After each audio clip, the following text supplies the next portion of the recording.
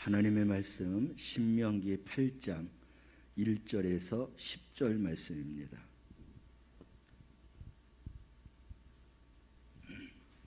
신명기 8장 1절에서 10절 말씀입니다. 찾으셨으면 아멘. 말씀을 함께 봉독합니다. 내가 오늘 명하는 모든 명령을 너희는 지켜 행하라. 그리하면 너희가 살고 번성하고 여호와께서 너희의 조상들에게 맹세하신 땅에 들어가서 그것을 차지하리라. 내 하나님 여호와께서 이 40년 동안에 내게 광야길을 걷게 하신 것을 기억하라.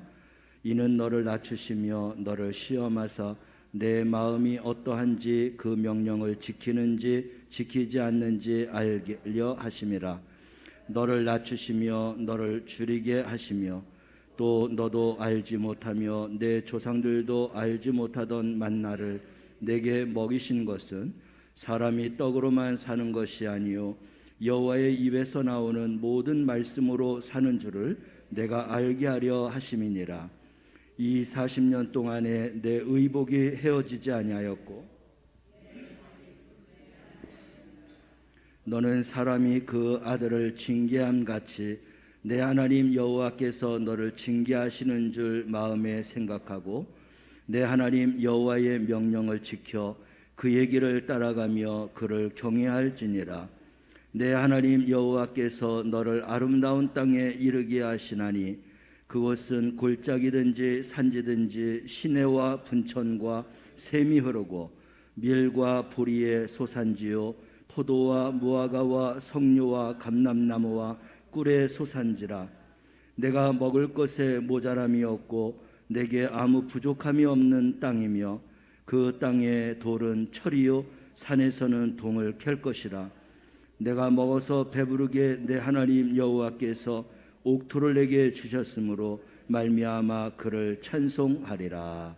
아멘. 장맛비가 염려가 되지만 그래도 기뻐요. 그래서 하나님 앞에 저는 이렇게 기도했습니다. 하나님, 산산천천 정말 우리 전국의 웅덩이 저수지마다 물이 만수가 되게 하옵소서. 그래서 물이 부족하지 않도록 올해 풍작을 좀 누릴 수 있도록, 그러면서도 사람이라는 게 얼마나 욕심이 많은지 그렇지만 비 피해는 없게 해주세요 라고 기도하고 있습니다. 여러분, 우리가 강원도 요즘에는 안 가봤지만 그 전에 가뭄될 때 가보면 그렇게 물이 풍성하던 우리나라가 30%, 40% 올해는 더 하지 않았습니까? 바다까지 드러났잖아요. 그래서 이렇게 비를, 다른 나라는 비가 내려서 홍수가 나서 난리가 나는데 그나마 우리나라는 아무래도 피해가 있는 곳도 있겠죠. 그렇지만 그런 피해를 또 생각해 보면 하나님이 정말 적재적소 적시에 이렇게 잘 내려주셔서 하나님의 그런 복받는 나라가 되는 것이다 라고 생각을 하는데, 우리 계속해서 끊임없이 나라와 민족을 위해서도 기도해 주시기를 바랍니다. 오늘 신명기 8장 말씀을 통해서 광야를 걷게 하신 하나님의 의중이 뭐냐, 의도가 뭐냐라는 것을 가지고 함께 은혜를 나누겠습니다. 세상을 살면서 내 마음대로 편안하고 또 쉽고 또 즐겁고 기쁘게만 살면은 얼마나 좋겠습니까? 그런데 그게 내 생각대로 내 뜻대로 안 되는 게 힘든 거예요. 그래서 생각지 않게 고난이 찾아오기도 하고 또 생각지 않게 어려움이 찾아오기도 하고 그렇습니다. 그런데 이 고난이 어려움과 또 고통으로만 끝나는 게 아니라 오히려 그 고난을 통해서 우리는 단련이 되고 연단을 받는 그런 과정이 되기도 합니다. 그래서 그런 고난과 고통 속의 연단과 또 단련을 우리가 했기 때문에 더욱더 성장하게 되고 더 많은 그런 성숙한 그런 삶을 우리가 살아갈 수 있게 되는 것이죠. 우리는 좋은 긍정적인 쪽으로 바라보면서 우리에게 다가오는 고난과 고통을 잘 연단받고 단련하여서 정말 성숙하고 성장하는 그런 우리 성도가 되어서 살아가시기를 바랍니다. 오늘 이스라엘 백성들을 통하여서 하나님께서 우리에게 보여주시는 게 있습니다. 그들이 애굽에서 출애굽하여서 가나안 땅까지 가는데 그 가는 길이 너무나 험난하고 고통스럽고 그랬습니다. 그래서 그렇게 먼 길도 아닌데 왜 하나님께서 40년 동안이나 그 광야길에서 그렇게 이제 지내게 하셨는가? 지리적으로 보면은 애굽 라함셋이라고 하는 곳에서 이스라엘 백성들이 출발했습니다. 그래서 적과 꿀이 흐르는 가나안 땅 제일 먼저 도착하는 땅이 여리고 땅이에요. 왜냐하면 요단강을 건너면서 제일 평지이고 제일 완만하고 이스라엘을 들어가는 그 초입이 여리고가 제일 먼저 맞닥뜨립니다. 그래서 여리고 그 앞에까지 320km예요. 부산 거리도 안 되는 겁니다. 그냥 부산 거리라고 생각하면 되겠죠. 그래서 그 당시에는 빨리 가면은 7일, 그냥 천천히 가면 10일이면 갈 수 있는 길이었어요. 근데 이스라엘 백성들이 그 천천히 가도 10일 만에 갈 수 있는 길을 40년에 갔다라는 것이죠. 이 광야라고 하는 것은 결코 좋은 땅이 아닙니다. 무엇을 해서 먹고 살 만한 그런 좋은 땅도 아니에요. 그럼에도 불구하고 그런 광야의 땅에서 40년 동안 있었다. 근데 하나님께서 그 광야에 40년 동안 그렇게 있게 하신 이유가 있었습니다. 오늘 본문 말씀을 읽으면서 우리 이미 다 마음속에 새겼겠지만 먼저 우리가 생각할 것은 2절과 3절 말씀을 보니까 광야의 길을 40년 동안 걷게 하신 이유는 하나님의 뜻이 있었어요. 우리가 살아가는 모든 삶도 하나님의 뜻 가운데서 살아가게 되는 것입니다. 그래서 우리가 살아가는 그 삶 속에서 하나님을 경험하게 하고 살아계신 하나님을 느끼게 하고 그 하나님과 함께하게 하고 많은 것을 깨닫고 은혜를 또 맛보게 하고 하는 것처럼 이스라엘 백성들도 그런 광야의 길을 가면서 하나님의 그 뜻을 알게 했다는 거예요. 2절과 3절 말씀을 다시 한번 읽어볼까요? 내 하나님 여호와께서 이 40년 동안에 내게 광야길을 걷게 하신 것을 기억하라. 이는 너를 낮추시며 너를 시험하사 내 마음이 어떠한지 그 명령을 지키는지 지키지 않는지 알려 하심이라. 너를 낮추시며 너를 줄이게 하시며 또 너를 알지 못하며 내 조상들도 알지 못하던 만나를 내게 먹이신 것은 사람이 떡으로만 사는 것이 아니요 여호와의 입에서 나오는 모든 말씀으로 사는 줄을 내가 알게 하려 하심이라. 아멘. 먼저 기억하라고 했는데 거기에서 낮추기도 하시고 하나님이 말씀하신 것을 지키는지 안 지키는지도 그렇게 알게 하시고 또 줄이게도 하시고 또 만나를 먹여주시기도 하시고, 그래서 이 만나는 먹는 것이기도 하지만 또 영적으로 보면은 사람이 떡으로만 사는 게 아니라 하나님의 말씀을 순종하면서 살아야 되는 것이다 라는 것을 깨닫게 해주셨다는 겁니다. 이런 하나님의 뜻을 그들이 깨달을 수 있도록 이 광야 생활 속에서 그토록 하나님께서 40여 년 동안 그들을 그렇게 인도하였다라고 하는 것입니다. 그래서 하나님의 계명을 지키는지 안 지키는지에 대한 이러한 것을 분명하게 알게 하기 위함이다. 또 배고프게도 하다가 만나를 먹이시는 것은 바로 하나님의 그런 말씀을 순종해야 비로소 먹을 수 있다라고 하는 것. 그들이 안식일에는 만나를 이제 그것을 먼저 이제 갔다가 그래서 광야에 나가서 만나를 가서 모으는 게 아니라 그 안식일 전날 모았던 것을 안식일에 먹고 그리고 보내라고 했습니다. 그런데 그들이 하루 이틀치가 아니라 더 많은 것들을 모아다가 그래서 이제 그들이 축적을 했죠. 그러나 먹고 남은 것은 어떻게 됐어요? 그 다음 날이 되자 모두가 다 썩어버렸다고 했습니다.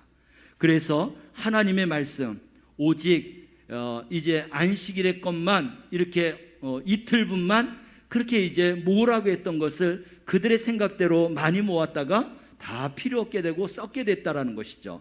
그런 속에서 하나님의 말씀을 순종하는 것, 그 말씀이 더욱더 중요하다라는 것을 깨닫게 하셨다라는 것입니다. 우리도 마찬가지이죠. 우리에게도 하나님께서는 광야의 길을 걷게 하십니다. 그래서 물질의 궁핍함도 있게 하고 육신의 질병도 있게 하고 혹은 직장, 사업장의 어려움도 있게 하고 대인관계의 갈등도 있게 하고 때로는 다툼이 있게 하고 어쨌든 이런저런 모양으로 우리는 광야길과 같은 길을 그렇게 걸어가게 하시고 있습니다. 근데 여기에 바로 이 어려움 속에 감추어진 하나님의 뜻을 우리가 발견해야 한다는 것이죠. 그래서 눈에 보이는 것으로만 우리가 그것을 깨달을 것이 아니라 하나님께서 말씀하시며 우리를 인도해 주시고 우리에게 길을 섭리해 주시는 그런 하나님의 뜻을 우리가 깨달아서 이런 광야길을 만날 때에 그 하나님의 뜻을 발견하고 그 뜻대로 살아가는 것, 이것이 바로 하나님 백성이 살아가야 될 그러한 모습이고 삶인 것이죠. 이러한 것을 깨닫게 하기 위해서 이런 어려움과 고난과 고통을 우리에게 주시는 것이다 라고 말씀하는 것입니다. 그래서 우리는 하나님을 바라보아야 되고 하나님의 말씀을 순종해야 되고 또 하나님과 동행해야 되고 무엇보다도 하나님이 도와주셔야 우리가 이 모든 고난과 고통에서 이기는 삶을 살아갈 수 있게 되는 것입니다. 이사야서 41장 10절 말씀을 보면 우리가 살아가면서 하나님께서 우리와 함께 하신다라고 하는 말씀이 있지 않습니까? 그 말씀을 보면 함께 읽어볼까요?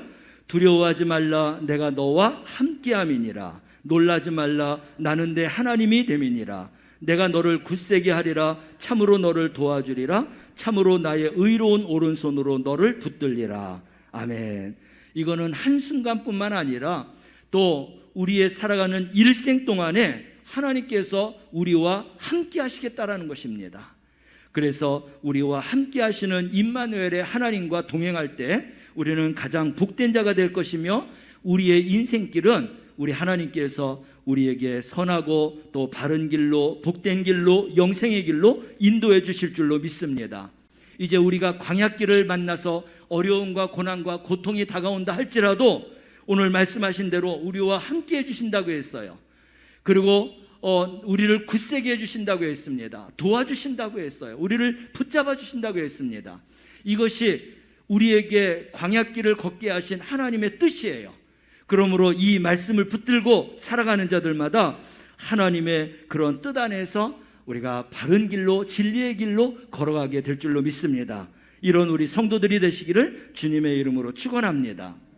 하나님의 뜻을 발견하게 하는 것뿐만 아니라 우리에게 유익을 주시기 위해서, 그래서 이스라엘 백성들에게 유익을 주기 위해서 40여 년 동안 광야의 길을 걷게 하셨다라는 것입니다. 여러분, 이 광야길은 상상을 초월합니다. 제가 언젠가도 얘기했지만 성지순례 하면서 그 아브라함이 갔던 그 이제 대로를 우리에게 30분 정도 걷게 한다고 했어요. 근데 막상 그 길을 갈 때에 너무나 힘들고 어렵고 덥고 지쳐서 걷지를 못했어요. 차에서 내일 엄두도 못 낸 거예요. 우리가 생각하는 이상입니다. 그렇게 험한 땅입니다.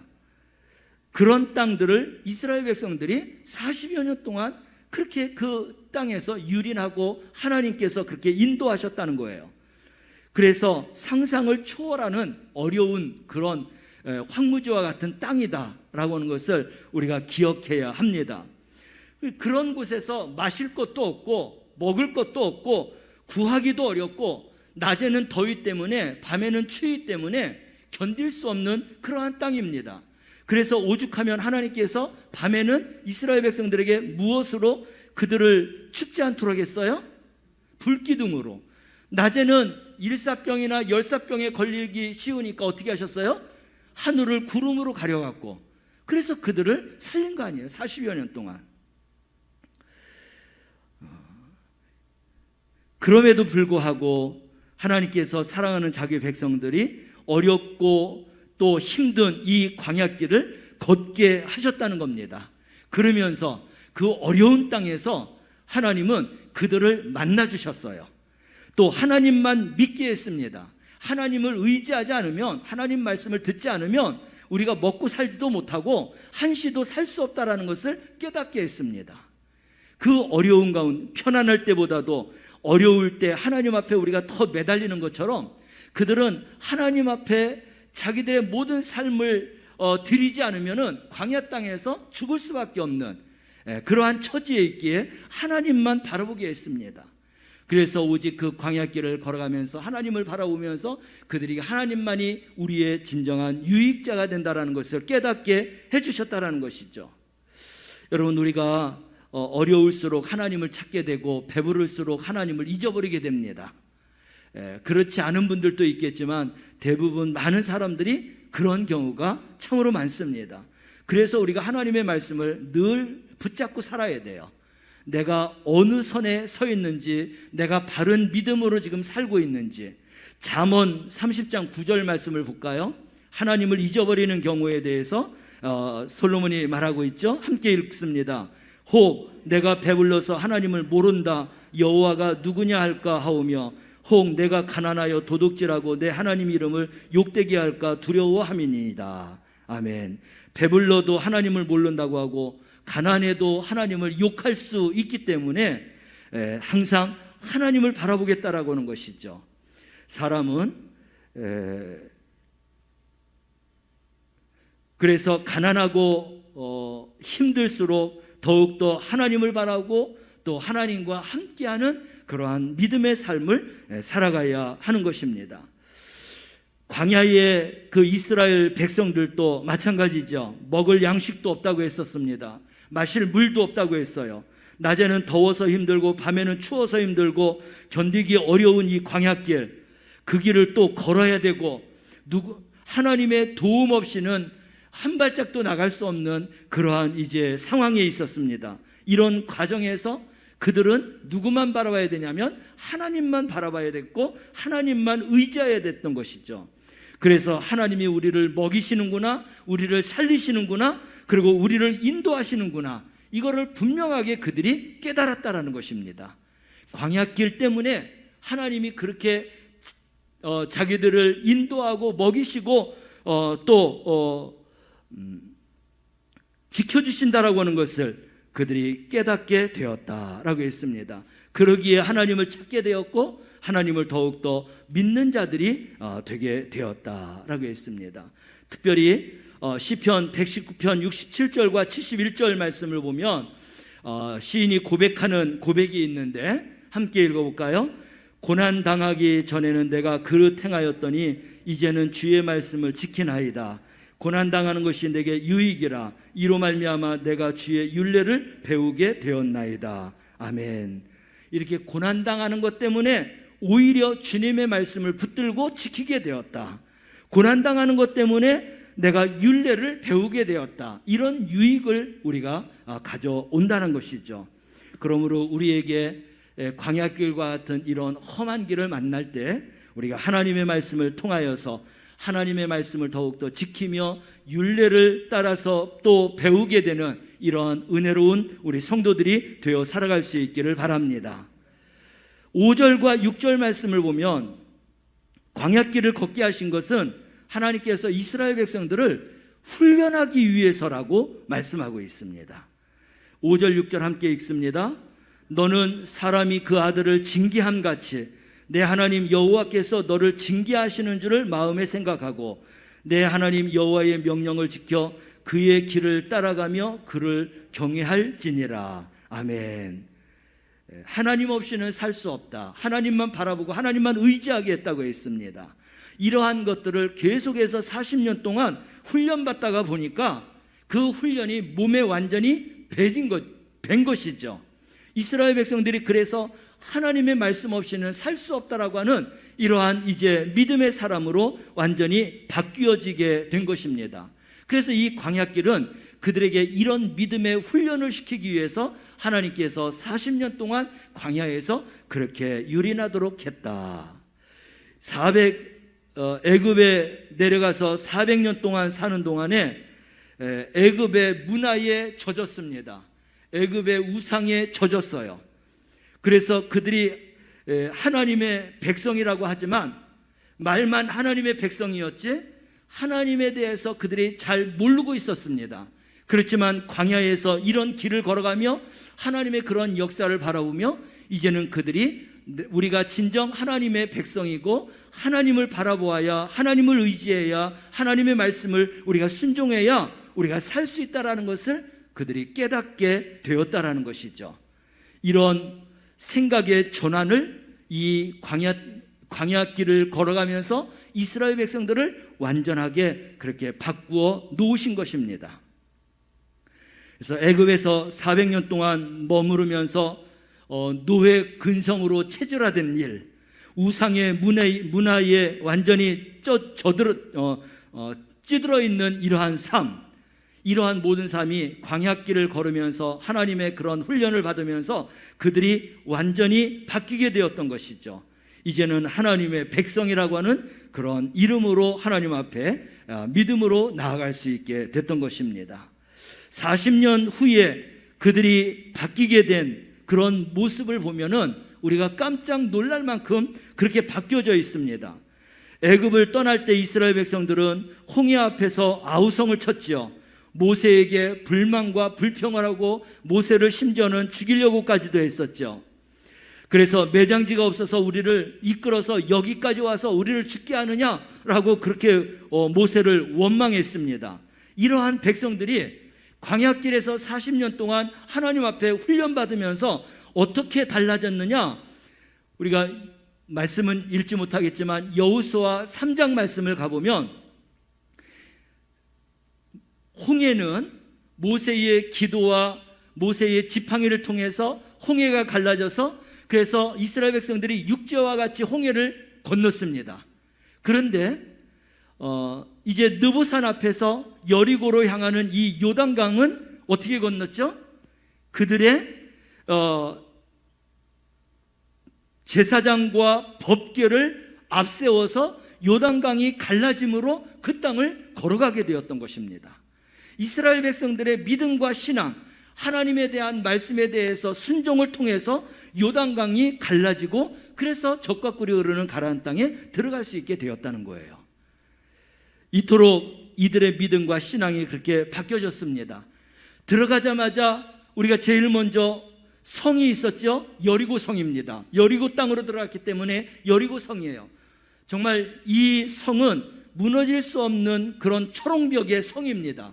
이 두께가 보통 성들은 이 3m 정도로 싼다고 합니다.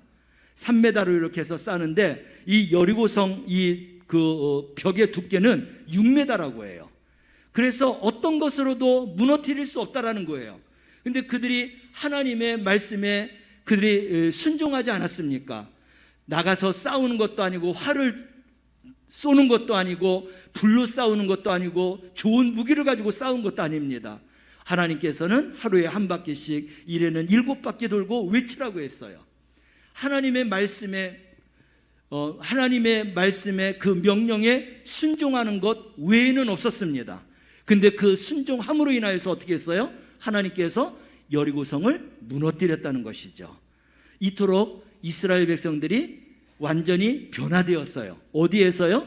광야에서요. 몇 년 동안? 40년 동안 훈련받으면서 그들이 온전히 하나님을 바라보고 전쟁에 나가는 그런 전사와 같은 자가 되었다라는 것입니다. 사랑하는 성도 여러분, 오늘 이 말씀을 통하여서 우리가 깨달을 수 있는 게 있어요. 어려움이 찾아옵니다. 힘든 일이 찾아와요. 고난과 고통이 찾아와요. 정말 우리가 할 수 없는 그런 일들도 많습니다. 그러나 이스라엘 백성들이 광야에서 하나님의 인도를 받고 하나님의 말씀 앞에 순종하며 살아서 적과 꿀이 흐르는 가나안 땅에 들어갈 수 있고 그 땅을 차지할 수 있었던 것처럼 우리는 하나님을 바라보시길 바랍니다. 하나님과 함께 하시길 바랍니다. 하나님 말씀에 온전히 순종하는 자가 되시길 바랍니다. 그럴 때 하나님께서 우리의 길을 적과 꿀이 흐르는 가나안 땅의 길로 인도하여 주실 줄로 믿습니다. 그래서 광야를 걷게 하신 것은 우리에게 어떤 해를 주기 위한 것이 아니라 오히려 하나님의 뜻, 우리에게 유익이 되고 훈련을 통해서 하나님의 백성으로 온전하게 세우시기 위한 것입니다.